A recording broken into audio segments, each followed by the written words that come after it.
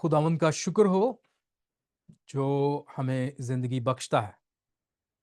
خداوند کا شکر ہو جس نے ہمیں کلام مقدس بخشا ہے، اور خداوند کا شکر ہو جس نے ہمیں اسے پڑھنا اور اس میں سے حکمت کی باتوں کو جاننے کے لیے اپنے روح سے نوازا ہے۔ یقیناً آپ بیدار اور تیار ہیں تاکہ آج کے کلام کو ہم سیکھ سکیں۔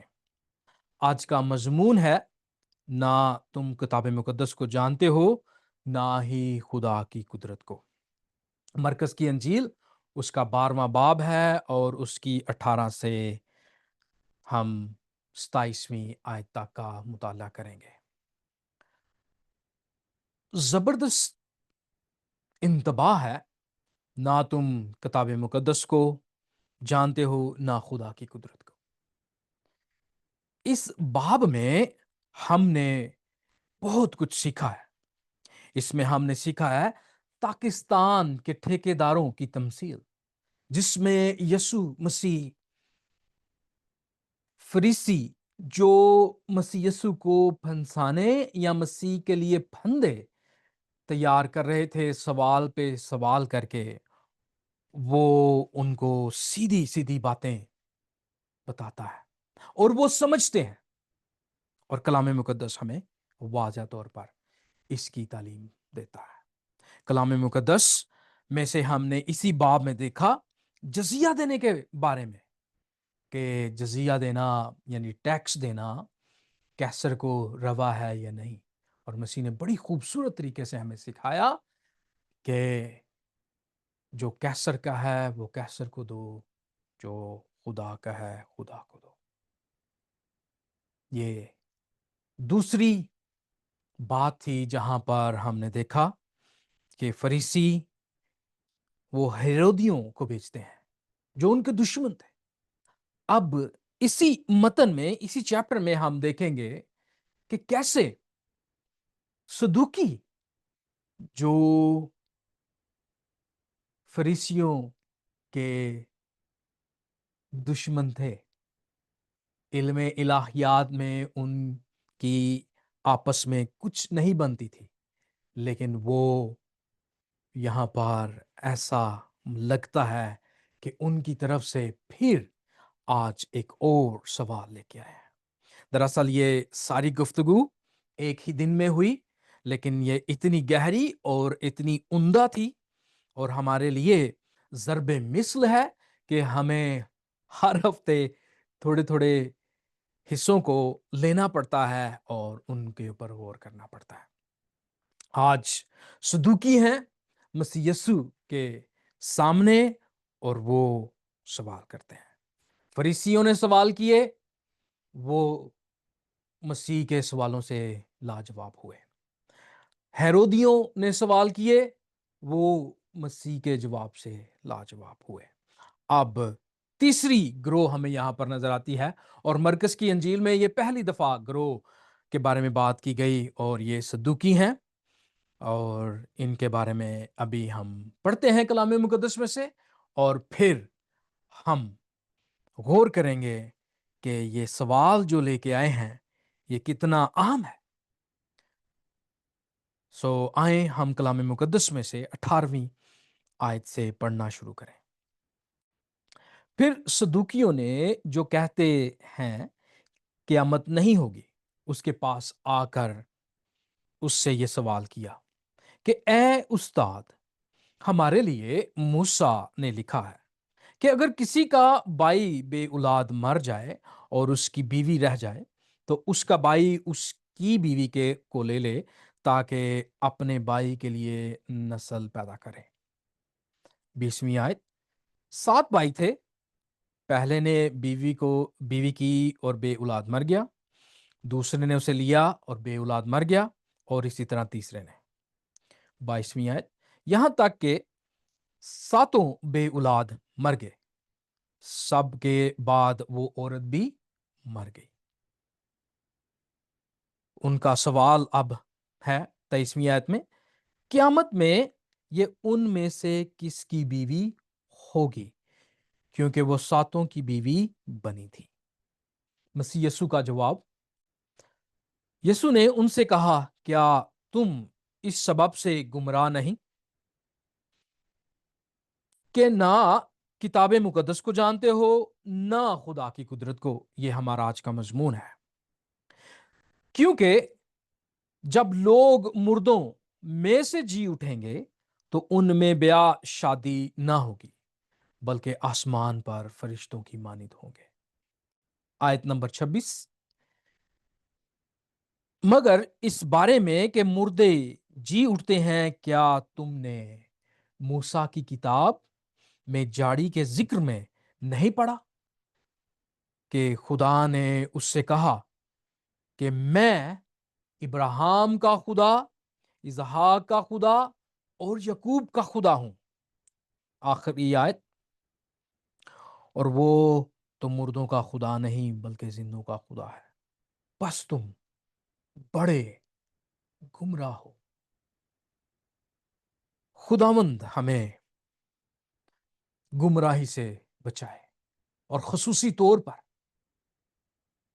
مسیح یسوع ہمیں کبھی ایسا نہ کہیں کہ تم گمراہ ہو۔ کیوں گمراہ ہیں؟ کس وجہ سے گمراہ ہیں؟ اس کی اگر آپ سمری پیش کریں تو سمری یوں ہے کہ صدوقی مسیح یسوع کے سامنے قیامت کے بارے میں سوال کرتے ہیں۔ ان کا عقیدہ دراصل یہ تھا کہ مردے جی نہیں اٹھیں گے۔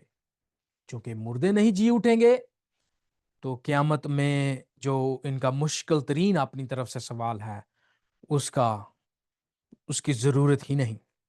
چونکہ اس کی ضرورت نہیں تو قیامت کے بارے میں بات کرنا بھی ضرورت نہیں۔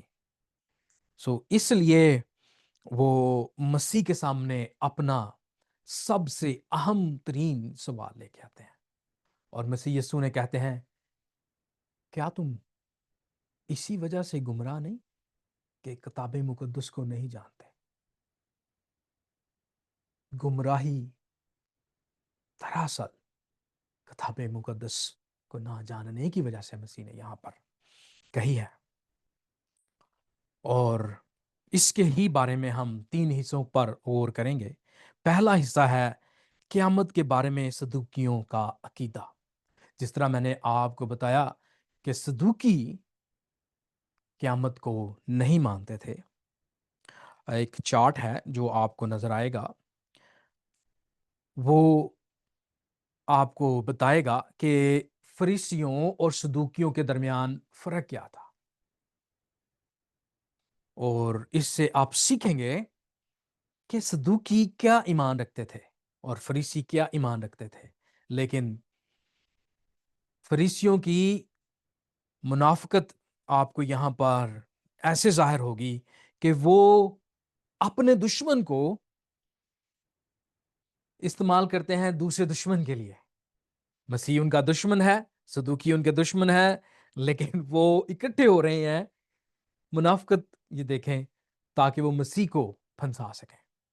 چلیں ان کے اس چارٹ کو دیکھتے ہیں۔ کلام مقدس میں لکھا ہے کہ وہ مسیح کے پاس قیامت کے بارے میں سوال لے کے آئے ہیں، لیکن ان کا عقیدہ، فریسیوں کا عقیدہ ہے خدا قادر ہے اور وہ ہر کچھ کر سکتا ہے، اس کا ہماری زندگی میں ہر طرح سے دخل ہے، اور صدوقی اس کا انکار کرتے ہیں، خدا کا ہماری زندگی میں دخل ہر طرح سے نہیں ہے۔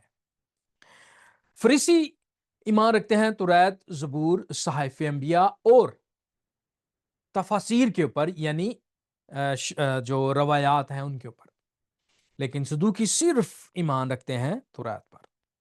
موت کے بعد کی زندگی پر فریسی ایمان رکھتے ہیں لیکن صدوقی نہیں رکھتے۔ سنہیڈرن جو یہودیوں کی ایک مذہبی جماعت تھی، ان میں یہ بیٹھتے تھے، اور مذہبی طور پر فریسی راسخ الاعتقاد تھے، لیکن جو صدوقی تھے آپ ان کو لبرل کہہ سکتے ہیں، آزاد پسند کہہ سکتے ہیں۔ یہ آپ کو ایک تصویر ان کی نظر آ رہی ہے کہ وہ क्या थे और कैसी सोच रखते थे। इनका सवाल इतना खोखला है कि इनको खुद मालूम नहीं कि दरअसल ये अपनी ही बात में फंसने वाले हैं।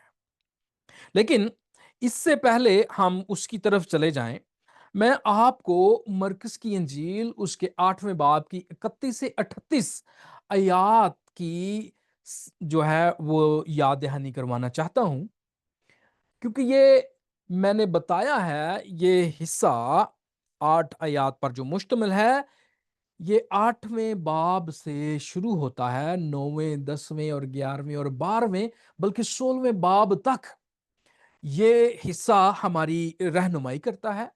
अगर आप इस 8 अबवाब को समझना चाहते हैं तो ये हमारी आउटलाइन के तौर पर मदद फरमाता है। आपको यहां मुख्तलिफ बातें जो हैं वो मिलेंगी जो इन 8 आयात में आपको नजर आएंगी। मिसाल के तौर पर यीशु मसीह फरमाते हैं कि जरूर इब्ने आदम मसलूब किया जाएगा, दफन किया जाएगा, मुर्दों में से जी उठेगा। जब वो जरूर का लफ्ज इस्तेमाल करते हैं तो दरअसल वो अपनी नबूवतों के बारे में इशारा फरमाते हैं कि वो तमाम तर नबूवतें जो मेरे बारे में हैं वो पूरी होंगी। और यहां पर मसीह यीशु जब जिक्र करते हैं इस हवाले में सरदार काहन और फकी उसको रद्द करेंगे, तो ये रद्द होने वाली बात यहां पर हमें नजर आ रही है। वो कोशिश कर रहे हैं, सदूकी फरूसी हेरोदी इसलिए नहीं आए थे कि वो मसीह यीशु को कबूल करें, वो मसीह यीशु को आजमाने आए थे। और मैंने आपको आजमाइश के दो मुख्तलिफ पहलू बताए थे। जब खुदा आजमाता है तो उसमें वजह हमारी ईमान में बढ़ोतरी होती है। जब शैतान या इंसान आजमाता है तो वो हमें गिराना चाहता है। और यहां पर यही काम फरीसी, हेरोदी और सदूकी जो हैं वो करते हुए नजर आते हैं। फिर यहां पर मसीह यीशु कहते हैं कि शैतान वो शख्स है जो सलीब का इनकार करता है। और आपको वाज़िया तौर पर मसीह अपने ही शागिर्द को वो इनकार करते हुए पाते हैं।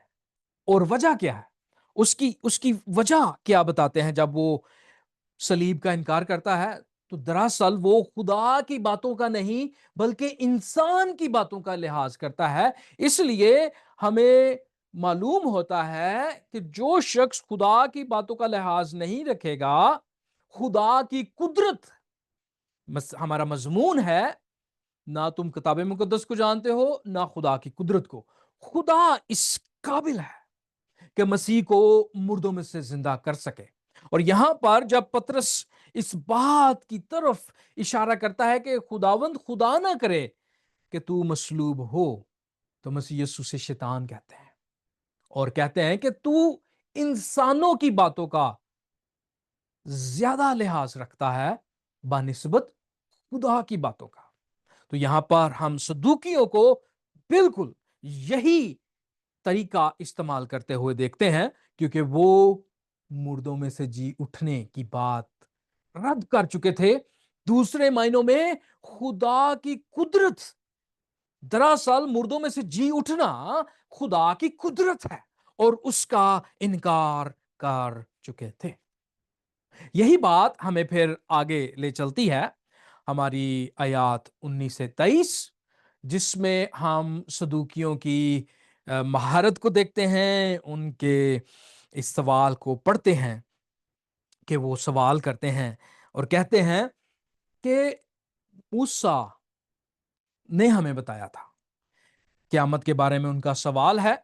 अगर आप पढ़ सकते हैं तो स्क्रीन पे आपके सामने सवाल वो करते हैं और बताते हैं कि मूसा ने उन्हें बताया था कि अगर किसी शख्स की बीवी मर जाए, शख्स मर जाए, अपनी बीवी को छोड़ जाए और उसकी औलाद ना हो, तो उसका भाई अपनी भाभी के साथ शादी करे। और वो कहते हैं कि इसी तरह 7 भाई थे, सातों मर गए, तो अब क़यामत में कौन उसका शौहर होगा? क्या सातों होंगे? ये एक बड़ा टेक्निकल सवाल उन्होंने किया। इस्तिस्ना की किताब उसके 25वें बाब से 5वीं आयत से 9वीं आयत अगर आप पढ़ें, आप स्क्रीन पर उसे देख सकते हैं और पढ़ भी सकते हैं, लेकिन मैं आपके सामने नहीं पढ़ूंगा। स्क्रीन पर हम इसलिए दिखाएंगे कि आप उसको रोक सकें और देख सकें। इस्तिस्ना की किताब है, 25 बाब है और 5 से 9। इसमें वो जिक्र कर रहे हैं हजरत मूसा के कानून को कि अगर किसी का भाई बगैर औलाद मर जाता है तो उसका जो दूसरा भाई है वो उसे उसकी बावज से शादी करे। अगर ऐसा नहीं करेगा तो वो अपने लोगों में बुरा माना जाएगा। वो एक ऐसा शख्स होगा जो बदतरीन शख्स है अपने कबीले में। वजह क्या है कि वो अपने भाई की नस्ल बढ़ाना नहीं चाहता। दरअसल बाइबल मुकद्दस एक ऐसी वाहिद किताब है जिसमें आपको सवाल बहुत ज्यादा मिलेंगे और जिंदगी भी एक सवाल है। सो बाइबल मुकद्दस इस बात से इनकार नहीं करते और हम हर रोज सवाल करते हैं। इससे मालूम होता है कि बाइबल मुकद्दस जानती है इंसान की जिबिल्लत में सवाल नहायत अहम है। हम हर रोज सवाल पूछते हैं और यहाँ पर मसीह को तीसरी बार हम बाब 12 में देखते हैं सवाल करते हुए, पूछते हुए, और मसीह उन सवालों के जवाब देते हैं। और मजे की बात है कि मसीह उन सब को लाजवाब करते हैं। मैंने आपको बताया कि जब शैतान या इंसान सवाल करते हैं तो वो लोगों को गिराने के लिए, उनको बुरा साबित करने के लिए, उनको कम अकल साबित करने के लिए, उनको उनको बदतरीन साबित करने के लिए वो पूछते हैं और कई बार फंसाने के लिए। इसी बात को हम देखते हैं, शैतान गुमराह करने के लिए भी सवाल करता है और इसी गुमराही को आज हम यहाँ पर सदूकियों के दरमियान भी देखते हैं कि वो गुमराह करने के लिए सवाल करते हैं, लेकिन मालूम नहीं कि खुद गुमराह हैं। शैतान भी आदम और हवा से बागे अदन में सवाल करता है और खुद का पता नहीं कि वो खुद भी गुमराह हुआ है। लेकिन गुमराह लोग सवाल इसलिए करते हैं ताकि दूसरों को गुमराह कर सकें, बात को वजाहत से बयान ना कर सकें। मैं अक्सर कहता हूं, मतन बगैर सियाको सबाक के धोखा है, गुमराही है।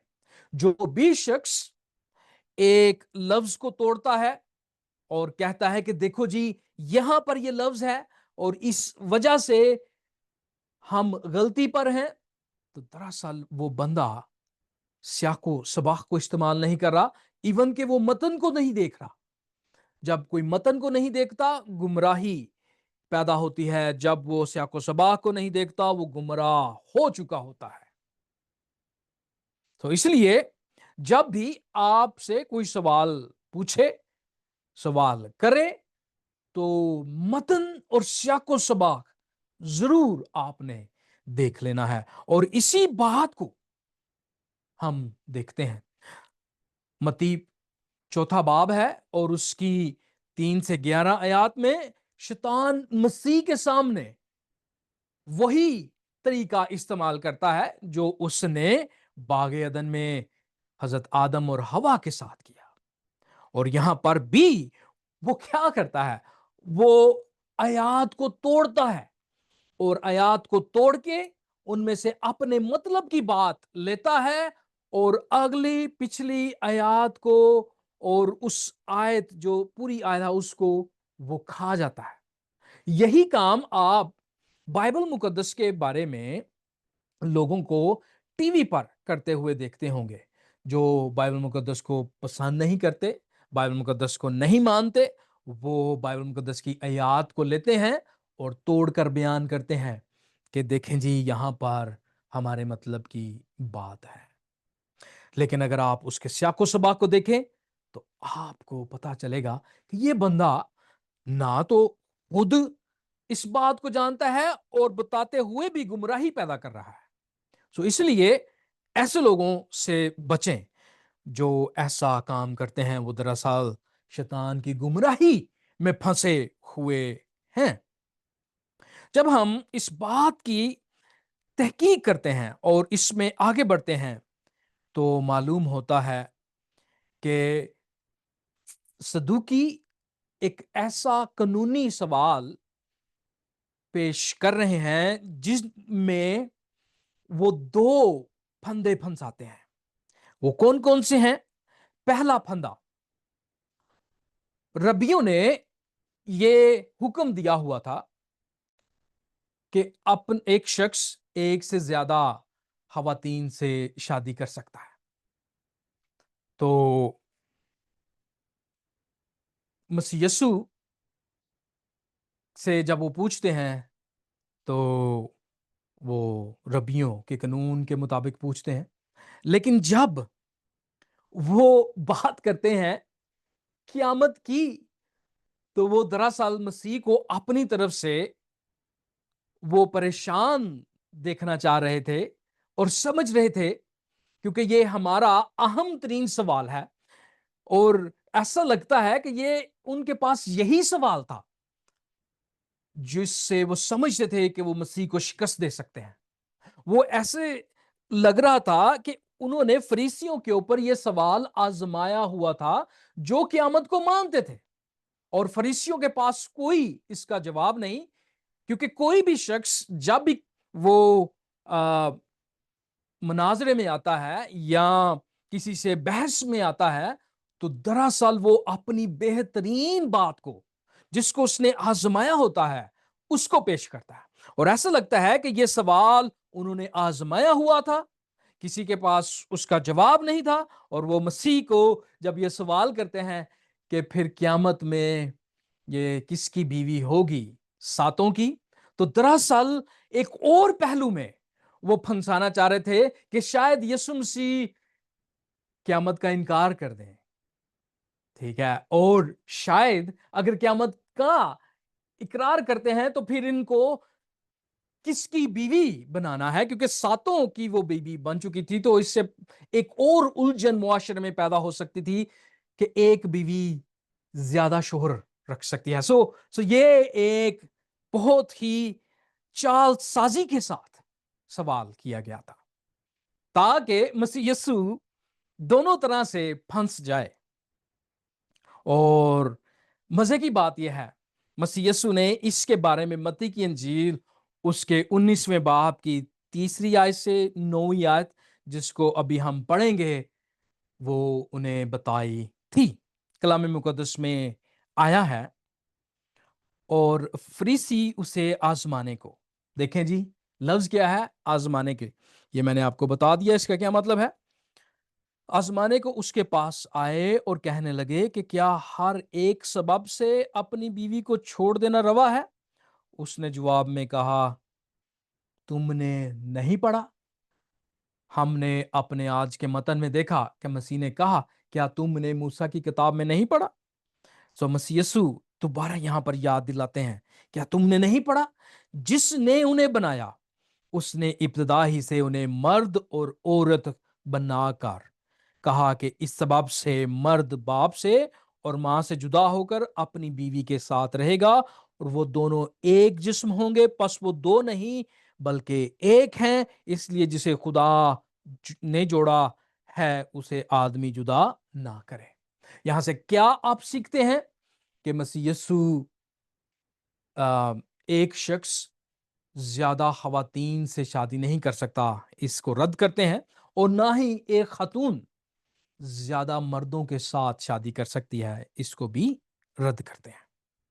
انہوں نے اس سے کہا، پھر موسیٰ نے کیوں حکم دیا کہ طلاق نامہ دے کر چھوڑ دے؟ یہاں پر یہ نہیں کہا کہ موسیٰ نے کیوں کہا کہ زیادہ خواتین سے شادی کر لو، بلکہ انہوں نے کیوں طلاق کا हुक्म दिया। मसीह कहते हैं, उसने उनसे कहा कि मूसा ने तुम्हारी सख्त दिली के सबब से तुमको अपनी बीवियों को छोड़ देने की इजाजत दी, मगर इब्तिदा से ऐसा ना था। अब मसीह यीशु अपने इख्तियार को इस्तेमाल करते हुए कहते हैं, मैं तुमसे कहता हूं, जो कोई अपनी बीवी को हरामकारी के सिवा किसी और सबब से छोड़ दे और दूसरी से ब्याह करे, वो जना करता है, और जो कोई छोड़ी हुई से ब्याह कर ले, वो भी जना करता है।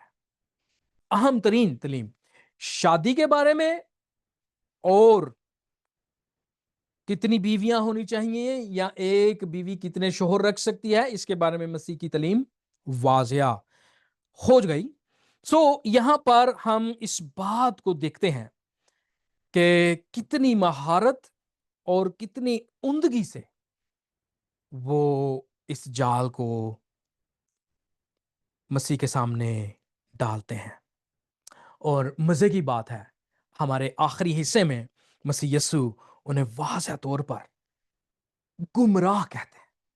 वजह नहीं कि मसीह को उनके ऊपर गुस्सा आया, वजह नहीं कि मसीह यस्सु उनसे किसी बात की वजह से खफा है, वजह नहीं कि कोई उनकी जाती दुश्मनी है।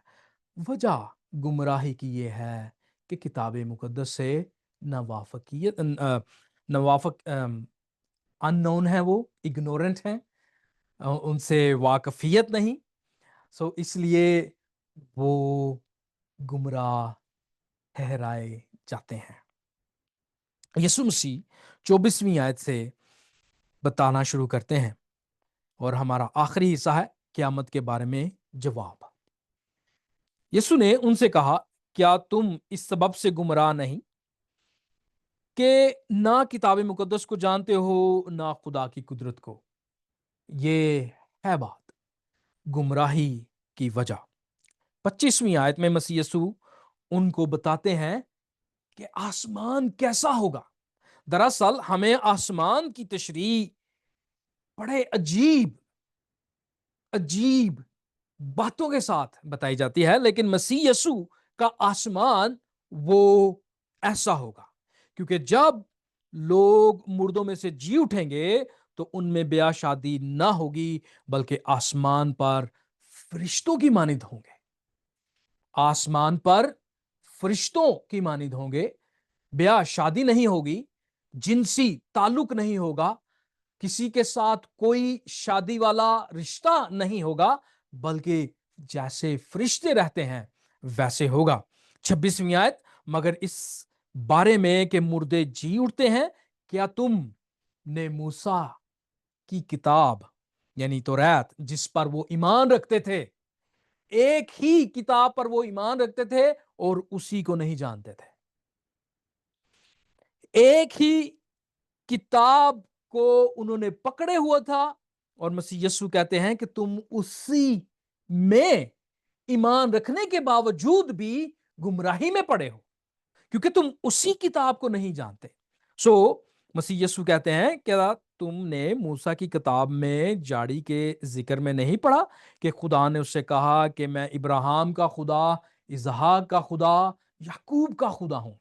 और फिर मसीह इसका नतीजा अखज करते हैं 27वीं आयत में, अगर वो समझे नहीं इस बात को, मसीह कहते हैं वो तो मुर्दों का खुदा नहीं बल्कि जिंदों का खुदा है, बस तुम बड़े गुमराह हो। मसीह ने बात शुरू की, क्या तुम गुमराह नहीं, या इसी वजह से तुम गुमराह नहीं, और फिर मसीह पस कहकर, लफ्ज जहां पर पस आता है यहां पर नतीजा अखज किया जाता है कि तुम इस वजह से गुमराह हो। अगर आप ने तुराह शरीफ को पढ़ा है, या अगर आपने कुर्बानियों के दिनों में, जो हफ्तों में जब हम बात कर रहे थे किताब मुकद्दस के मुताबिक कुर्बानी के नजरिया के बारे में, तो हमने बाब 22 पैदाइश की किताब, जो पहली किताब है, उसमें पढ़ा था कि हजरत इब्राहिम कुर्बानी के लिए जाते हैं, जहां पर हम इस बात को सीखते हैं कि हजरत इसहाक जो उनके बेटे हैं वो साथ हैं, और वो पूछते हैं, बाप قربانی کے لیے لکڑیاں اور آگ تو ہمارے پاس ہے، لیکن برا کہاں ہے، بکرا کہاں ہے؟ اور ابراہیم فرماتا ہے کہ خدا مہیا کرے گا۔ اور پھر بعد میں یہ 8ویں آیت ہے، 14ویں آیت میں جب خدا مہیا کر دیتا ہے، قربانی ہو جاتی ہے، تو حضرت ابراہیم اس جگہ کا نام کہتے ہیں خدا مہیا کرے گا۔ یعنی کہ ان کے دل میں یہ ایمان تھا کہ اگر یہ بیٹا قربان ہوتا ہے تو خدا اس کو پھر زندہ کرنے کی قدرت رکھتا ہے۔ یہ قدرت، یہ طاقت ہمیں بتاتی ہے کہ جو خدا کی کتاب کو نہیں جانتے اور خدا کی قدرت کو نہیں مانتے، وہ دراصل گمراہ ہیں۔ اور عبرانیوں اس کے 11ویں باب کی 19ویں آیت میں واضح طور پر اس بات کے بارے میں تشریح کرتے ہوئے ہمیں بتایا جاتا ہے، کیونکہ وہ سمجھا، کون؟ ابراہیم، کہ خدا مردوں میں سے جلانے یعنی زندہ کرنے پر بھی قادر ہے، چنانچہ انہی میں سے تمثیل کے طور پر ان کو وہ دوبارہ ملا۔ یہاں پر آپ سمجھتے ہیں کہ کتاب مقدس، انجیل مقدس اس بات کی تشریح کرتے ہوئے اس بات کی دلیل دیتی ہے کہ ابراہیم اپنے بیٹے کے بارے میں ایمان لا چکا تھا کہ خدا اس کو دوبارہ زندہ کر سکتا ہے، مردوں میں سے زندہ کر سکتا ہے، خدا کی یہ قدرت ہے۔ اس لیے مسیح یسوع نے جب جواب دیا تو کہا کہ تم نہ تو کتاب مقدس کو جانتے ہو نہ خدا کی قدرت کو۔ یہ ایک پہلو ہمیں نظر آتا ہے کہ وہ خدا کی قدرت کے انکاری ہیں۔ جب ہم یسوع مسیح کے جواب کو دیکھتے ہیں تو دراصل مسیح یسوع ان کی خود فریبی پر انگلی اٹھاتے ہیں اور کہتے ہیں وہ غلط ہیں کیونکہ وہ صحیفوں کو نہیں جانتے۔ انہوں نے اپنے نظریے کی بنیاد رکھی لیکن کتاب مقدس کو نہ سمجھے۔ یہ یوں ہی بات ہے کہ آپ اپنی طرف سے کوئی چیز گڑھ لیں اور جس پر ایمان ہو اس کو نہ پوچھیں۔ یہ نہایت گمراہی ہے۔ اسی میں ہم آگے اگر بڑھیں تو مسیح یسوع اس بات پر روشنی ڈالتے ہیں اور کہتے ہیں کہ آسمان پر لوگ فرشتوں کی مانند ہوں گے۔ اگر آپ نے دیکھنا ہے کہ فرشتے کیا کرتے ہیں تو کتاب مقدس نے اس کی بھی ہمیں وضاحت کے ساتھ تعلیم دی ہے۔ یسایہ کی کتاب اس کے 6 باب میں آپ اس کی پہلی 3 آیات میں فرشتوں کو دیکھتے ہیں وہ کیا کرتے ہیں، اور یہ کتاب مقدس یعنی پرانے عہد نامہ میں ہی درج ہے۔ اگر آپ اس کو پڑھیں تو یہاں پر لکھا ہے، جس سال میں اوزیا بادشاہ نے وفات پائی، میں نے خداوند کو ایک بڑی بلندی پر اونچے تخت پر بیٹھے دیکھا اور اس کے لباس کے دامن سے ہیکل معمور ہو گئی۔ اس کے آس پاس سرافیم کھڑے تھے۔ یہ فرشتوں کی ایک قسم کا نام ہے جن میں سے ہر ایک کے 6 بازو تھے اور ہر ایک 2 سے اپنا منہ ڈانپے تھا اور 2 سے پاؤں اور 2 سے اڑتا تھا، اور ایک نے دوسرے کو پکار کر کہا، قدوس قدوس قدوس رب الافواج ہے، ساری زمین اس کے جلال سے معمور ہے۔ یہ کام ہم آسمان پر کریں گے۔ ہم شادیوں والے تعلق میں وہاں پر موجود نہیں ہوں گے، بلکہ ہم جلالی بدن اختیار کر لیں گے۔ ہم ایسا بدن پہن لیں گے کہ خداوند کی حمد، اس کی تعریف اور اس کی تمجید ہمارا ایک ایک حصہ کرے گا۔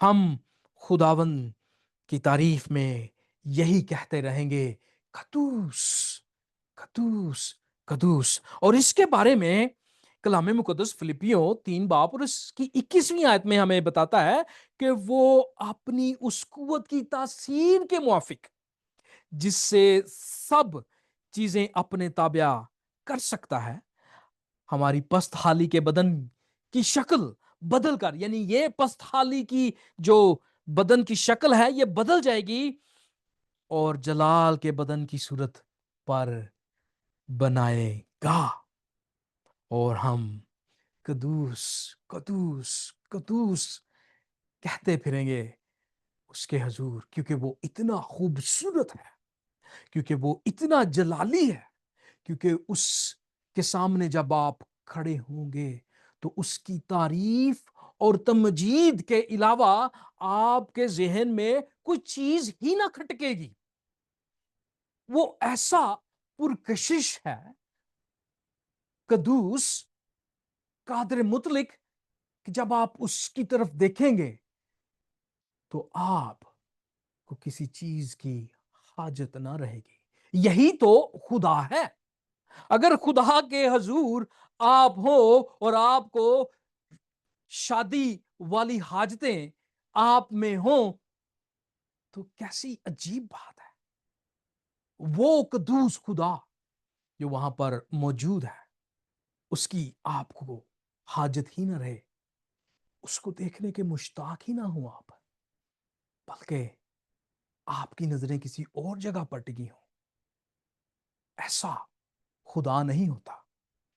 ایسا دراصل دیوتا ہوتا ہے جو اپنے ہاتھوں سے بنایا جاتا ہے، اور اس کو جب آپ بنا لیتے ہیں بس ٹھیک ہے، آپ دوسرے کام کرنا شروع کر دیں۔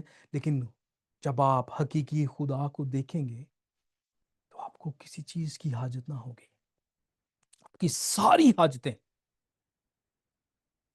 ختم ہو جائیں گی اور ایک ہی حاجت ہوگی، اس کو دیکھنا، اس کی خوبصورتی کو دیکھنا اور اس کی حمد کرنا۔ یہی حاجت ہوگی۔ اسی لیے وہ لوگ جو کلام مقدس کو نہیں پڑھتے لیکن سوال پہ سوال کرتے ہیں، دراصل مسیح یسوع ان کو گمراہ کہتے ہیں۔ اسی بات کی طرف جب ہم دیکھتے ہیں اشارہ کرتے ہوئے، تو اکثر مسیحی ایمانداروں کے اوپر یہ سوال کیا جاتا ہے، بلکہ دعویٰ کیا جاتا ہے، انہیں بتایا جاتا ہے کہ جناب والا بائبل مقدس بدل چکی ہے، اس میں تحریف ہو چکی ہے۔ لیکن جب کوئی بندہ پوچھتا ہے کہ جناب والا آپ کو کس نے بتایا؟ کیا جس پر آپ ایمان رکھتے ہیں، جس طرح صدوقی توریت پر ایمان رکھتے ہیں، اور مسیح یسوع اسی میں سے پوچھ رہے ہیں کہ جناب آپ کو تو توریت ہی میں بات بتا دی گئی اور آپ ابھی بھی اپنی گمراہی میں ہیں۔ اور یہی معاملہ دراصل ہم ان لوگوں کے ساتھ دیکھتے ہیں جو کہتے ہیں کہ بائبل بدل گئی، لیکن اپنی ہی کتاب جس کے اوپر وہ ایمان رکھتے ہیں وہ یہ ثابت نہیں کر پاتے کہ اس کتاب جس پر یعنی قرآن شریف میں وہ ایمان رکھتے ہیں، اور وہ نہیں ثابت کر پاتے کہ یہ کتاب بتاتی ہے کہ وہ منسوخ ہو گئی ہے اور تبدیل ہو گئی ہے۔ بلکہ ہمیں سورۃ العمران اس کی 3 آیت میں بڑے خوبصورت الفاظ میں قرآن شریف بتاتا ہے کہ قرآن دراصل توریت اور انجیل کی تصدیق کرتا ہے۔ اگر آپ اس عربی زبان کو جو وہاں پر استعمال کی گئی ہے اس میں دیکھیں تو آپ کو لفظ بین یدنا جو ہے وہ ملے گا، جس کا مطلب ہے اس کے سامنے، اس کے آگے۔ یعنی کہ جب یہ آیت پیش کی جا رہی ہے تو جو عربی زبان میں آپ لفظ دیکھ رہے ہیں اسکرین پر، جس کو پیلے رنگ میں ہم نے ہائی لائٹ کیا ہے، اس پر آپ دیکھیں تو یہ لفظ اس بات کی دلیل دیتا ہے کہ جس چیز کی آپ تصدیق کر رہے ہیں وہ آپ کے سامنے موجود ہے۔ بینا کا مطلب ہے درمیان میں یا بیچ میں، اور یدنا کا مطلب ہے 2 ہاتھوں میں، یعنی ایسے جیسے کسی چیز کو 2 ہاتھوں میں پکڑا گیا۔ اسی طرح یہ دونوں الفاظ مل جاتے ہیں تو بین یدنا کا مطلب بنتا ہے اس کے ہاتھوں کے درمیان یا اس کے سامنے۔ مثال کے طور پر اگر کوئی یہ کہے کہ الکتاب بین یدنا تو اس کا مطلب ہے کتاب اس کے سامنے ہے یا کتاب اس کے ہاتھوں کے درمیان میں ہے۔ تو یہ بات ہمیں اس بات کی تصدیق دیتی ہے کہ دراصل کتاب مقدس توریت اور انجیل پاک اس وقت سامنے تھی، اور بتایا جاتا ہے کہ قرآن شریف انہی کتابوں کی جو تم سے پہلے نازل ہوئی ان کی تصدیق کرتا ہے۔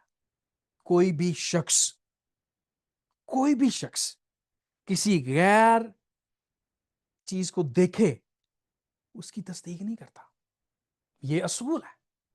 آپ اٹیسٹیشن کروانے جائیں اپنی سنتوں کو، تو کیا پروفیسر یا جس ملازم کے پاس آپ جائیں گے، کیا وہ آپ کو پہلے چیک نہیں کرے گا، دیکھے گا نہیں کہ یہ 2 نمبر چیزیں تو نہیں میرے پاس لے آیا؟ ایک انسان ایسا کرتا ہے، تو خدا کی کتاب کے بارے میں جب ہم سوچتے ہیں تو کیوں نہیں ہم توجہ فرماتے؟ خدا کا خوف ہمارے دلوں میں کیوں نہیں آتا؟ کیوں نہیں ہم 2 بار سوچتے؟ جو ہم کہہ رہے ہیں کیا وہ کتاب جس پر ہم ایمان رکھتے ہیں وہ یوں فرماتی ہے؟ اس لیے مسیح یسوع سے اگر آپ بات کریں گے تو مسیح یسوع کہے گا کہ آپ تو گمراہ ہو۔ اگر گمراہ نہیں تو پھر کیا بات ہے؟ کیونکہ تمہاری کتاب میں ہی لکھا ہے کہ اس کی تصدیق کی گئی۔ اور مسیح یسوع اسی بات کو بتاتے ہیں کہ کیا تم نے موسیٰ کی کتاب میں نہیں پڑھا کہ خدا نے اس سے کہا کہ میں ابراہیم کا خدا، اسحاق کا خدا اور یعقوب کا خدا ہوں، وہ تو مردوں کا خدا نہیں بلکہ زندوں کا خدا ہے، پس تم بڑے گمراہ ہو۔ اور مشنا جو یہودیوں کی روایات کی کتاب ہے، وہ صدوقیوں کے بارے میں بڑے واشگاف الفاظ میں فرماتی ہے، کہتی ہے یہ وہ لوگ ہیں جن کا آنے والی دنیا یعنی قیامت میں کوئی حصہ نہیں، جو کہتے ہیں مردوں کے جی اٹھنے کی تعلیم توریت سے ثابت نہیں۔ اور اگر آپ کتاب مقدس یعنی انجیل پاک سے واقف ہیں تو لوکا کی انجیل اس کے 16ویں باب اور اس کی 19 سے 31 میں آپ ایک واقعہ پڑھتے ہیں جس میں یسوع مسیح ایک امیر شخص، غریب لازر اور حضرت ابراہیم کے درمیان گفتگو کے بارے میں بات کرتے ہیں۔ اور وہ جو امیر شخص ہوتا ہے وہ سزا کے لیے جہنم میں بھیج دیا جاتا ہے، وہ وہاں سے دیکھتا ہے حضرت ابراہیم کو، اور وہ کہتا ہے کہ کیا تو غریب لازر کو بھیج سکتا ہے کہ وہ جائے اور میرے بھائیوں کو خوشخبری دے کہ برے کاموں سے توبہ کرو، خداوند پر ایمان لاؤ۔ اور حضرت ابراہیم یوں فرماتے ہیں، وہ کہتے ہیں اگر کوئی مردوں میں سے ان کے پاس جائے تو وہ توبہ کریں گے؟ اس نے اسے کہا جب وہ موسیٰ اور نبیوں کی ہی نہیں سنتے تو اگر مردوں میں سے کوئی جی اٹھے تو اس کی بھی نہ مانیں گے۔ یہ بات اس طرف اشارہ کرتی ہے کہ کتاب مقدس ہمارے پاس موجود ہے۔ اگر کوئی اس کو پڑھتے ہوئے اور مانتے ہوئے اس کو نہ جانے اور اس کے خلاف جائے تو مسیح یسوع اسے گمراہی کہتے ہیں۔ بدعتیں دراصل ایسے ہی بنتی ہیں، جب ایک آیت کو پکڑ لیا جائے اور اسی پر عقیدہ بنا لیا جائے تو وہ دراصل بدعت ہوتی ہے، نہ کہ صحیح راسخ الاعتقاد، بلکہ بدعت ہوتی ہے۔ اس لیے ہمیں یہ حوالہ اس بات کی تعلیم دیتا ہے کہ ہمیں جب بھی کوئی بات ہم نتیجتاً سوچیں کلام مقدس میں سے یا کوئی عقیدہ بنائیں تو ہم سوال کریں کہ کیا ہم کتاب مقدس کے متوازی بیانات کو لے کر یہ عقیدہ اخذ کر رہے ہیں، بنا رہے ہیں، یا ہم ایک آیت کو پکڑ کے اس کو عقیدہ بنا رہے ہیں۔ جب اگر آپ ایسا کریں گے تو مسیح یسوع آپ کو گمراہ اور بدعتی قرار دے گا۔ دوسری بات، کلام مقدس ہمیں یہ تلقین دیتا ہے، مسیح یسوع کی تنبیہ یہ تلقین دیتی ہے، اس بات کی طرف اشارہ کرتی ہے کہ ہمیں کتاب مقدس کو پڑھنا ہے، اس کو غور سے پڑھنا ہے تاکہ ہم گمراہ نہ ہوں۔ اور تیسری بات، اگر آپ یوحنا کی انجیل اس کے 5ویں باب کی 29 سے 40 آیات کو پڑھیں تو مسیح یسوع کی طرف یہ کلام گواہی دیتا ہے اور فرماتا ہے، مسیح یسوع نے خود کہا، تم کتاب مقدس میں ڈھونڈتے ہو کیونکہ سمجھتے ہو کہ اس میں ہمیشہ کی زندگی تمہیں ملتی ہے، اور یہ وہ ہے جو میری گواہی دیتی ہے، پھر بھی تم زندگی پانے کے لیے میرے پاس نہیں آتے۔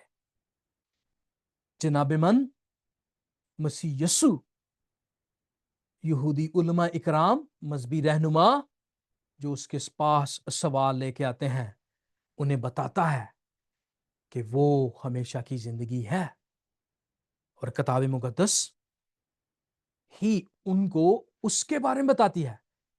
لیکن گمراہی یہ ہے،